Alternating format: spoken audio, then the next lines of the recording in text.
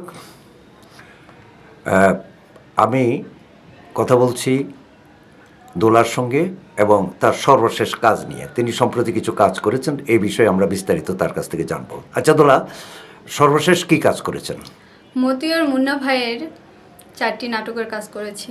নাটকগুলি হলো মুখোশের আড়ালে, মানে ভালোবাসার মুখোশ, দ্বিতীয়টি লেকের আত্মা, তৃতীয়টি হলো গরিবের সম্মান, চতুর্থটি হলো মধুর প্রতিশোধ।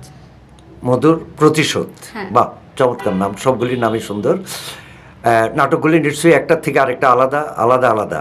হ্যাঁ, প্রতিটি নাটকে বিভিন্ন ধরনের, একরকম না, হ্যাঁ, অন্য ধরনের গল্প, বেশ হ্যাঁ। মজার এবং ভালো লাগার, রোমান্টিক, স্যাড, আর কি সব কিছু মিলিয়ে। মুন্না সুন্দরভাবে লিখেছে। হ্যাঁ, মুন্না ভাই খুব সুন্দর করে লিখেছে। আচ্ছা, এই নাটকগুলিতে কাজ করতে গিয়ে, 4টা আলাদা আলাদা চরিত্রে কাজ করতে গিয়ে কি অনুভূতি হলো? 4টি নাটকে কাজ করে অনুভূতি খুবই ভালো, কারণ নতুন নতুন ক্যারেক্টার, সেগুলো আমি নিজের মধ্যে ফুটিয়ে তোলার চেষ্টা করেছি। বাকিটা দর্শকদের বিষয়। হ্যাঁ, দর্শকরা, আশা করি দর্শক পছন্দ করবে, এই তো? হ্যাঁ, আশা করি দর্শকদের ভালো লাগবে যদি তারা নাটকগুলি দেখে, বুঝতে পারবে। আচ্ছা, এই নাটকগুলিতে নায়ক কে ছিল? নায়ক ছিল, তার পুরো নাম তো আমি জানি না, আর কি জানা হয়নি, জিতু ভাইয়া, মানে জিতু তার নাম, আর কি ছোট্ট করে নাম জিতু। জিতু, হ্যাঁ, পুরো নামটা জানো না? আমি এখনো জানি না। আচ্ছা, যাই হোক, জিতু জানলেই হবে। তো জিতুর সাথে তোমার আরো একজন ছিল, রানা ভাইয়া। রানা ভাইয়া, হ্যাঁ। তা কার সাথে তোমার কম্বিনেশন বেশি ভালো গেল? আমার দুইজনের সাথে কম্বিনেশন খুব ভালো ছিল, তারা সুন্দরভাবে অভিনয় করার চেষ্টা করছে, তাদের ভালো লাগছে তাদের সাথে অ্যাক্টিং করে আমার। আচ্ছা, তোমাকে কোঅপারেট করেছে তারা? হ্যাঁ। তুমি তাদের কোঅপারেট করেছো? চেষ্টা করেছি, এখন বাকিটা তারা বুঝতে পারছে। আচ্ছা, পরিচালকের কি পরামর্শ তোমার প্রতি? ভাইয়া তো অনেকে আমাকে, আমি তো কিছুই তেমন একটা অভিনয় জানি না, ভাইয়া আমাকে অনেক হেল্প করছে, যেটা না বুঝছি সেটা আমাকে বুঝিয়ে দিচ্ছে, বিভিন্ন ধরনের খুঁটিনাটি আমাকে বুঝিয়েছে যে এই কথাটা এইভাবে বলবি, এই ডায়লগটা এইভাবে দিবি, তাহলে সুন্দর হবে, বিভিন্ন ধরনের আর কি অনেক হেল্প করছে আমাকে ভাইয়া।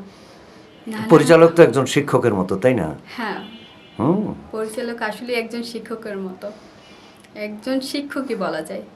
শিক্ষক, হ্যাঁ। এই চরিত্রগুলোর যে বৈশিষ্ট্য, সেটার কোনোটা কি তোমার মধ্যে আছে? দ্যাট ইজ, আপনার ভিতরে আছে সেটা কোনো? সত্যি কথা বলতে আমার রোমান্টিক চরিত্রে কাজ করতে ভালো লাগে, সত্যি কথা বলতে, আর খুবই ভালো লাগছে। দুইজনের সাথেই আমার রোমান্টিক দৃশ্য ছিল। আচ্ছা।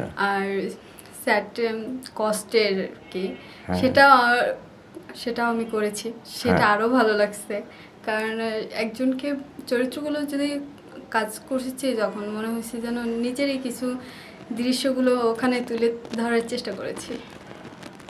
না, আমি বলছি যে তোমার বাস্তব জীবনের সঙ্গে কোনো মিল আছে কোনো চরিত্রে? আমার বাস্তবের কোনো চরিত্র এইভাবে নাই। ব্যক্তিগতভাবে প্রেম করো? না, এখনো প্রেম করি না। প্রেমের বয়স হয় নাই নাকি? প্রেমের বয়স হয়েছে কিনা জানি না, তবে ইচ্ছে নেই। ইচ্ছা নেই প্রেম করার? এখনো না।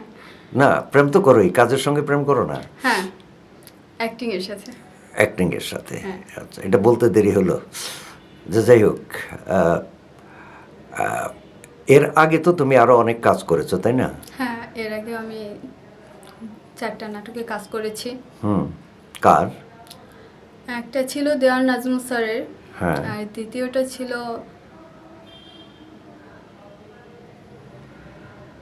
যাই হোক, হ্যাঁ, যেগুলি মনে আছে সেটাই বলো, সমস্যা নেই। মনে আছে আসলে আমার,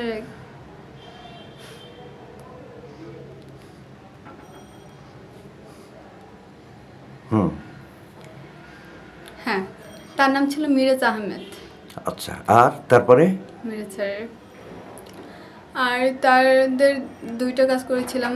দেওয়ান নাজমুল স্যারের ছিল যে ভূতের বাড়ি, আর ছিল দিগন্তের বসন্ত ফুল, আর মিরাজ স্যারের ছিল যে ফু দিয়ে প্রেম। আর দ্বিতীয়টা ছিল bad girl versus good boy. Good বার, হ্যাঁ। হ্যাঁ। আচ্ছা, এগুলি তো নিয়ে তো আমরা আগে দিছি, হ্যাঁ তাই না? আগে তো এ নিয়ে তোমার ইন্টারভিউ ছিল। জি। যাই হোক, তা এখন তোমার ইচ্ছাটা কি? আমার ইচ্ছা একটাই, কি? অ্যাক্টিং। আমি Acting? একজন অভিনেত্রী হতে চাই। একজন অভিনেত্রী হতে চাও, দ্যাট ইজ গ্ল্যামার জগতে প্রতিষ্ঠিত হতে চাও। হ্যাঁ আচ্ছা, এটার জন্য তো বড় পর্দা প্রয়োজন হয়, ছোট পর্দা দিয়ে তো হয় না। হ্যাঁ সেটা হয়তো। তো সেটার জন্য কি চিন্তা ভাবনা কি তোমার? আমি চেষ্টা করছি, যদি কোনো পরিচালকের পছন্দ হয় যে আমার অ্যাক্টিং ভালো বা আমি তৈরি হয়ে উঠছি সেটা করার জন্য উপযোগী যদি হই, তাহলে অবশ্যই করার চেষ্টায় আছি। ধন্যবাদ।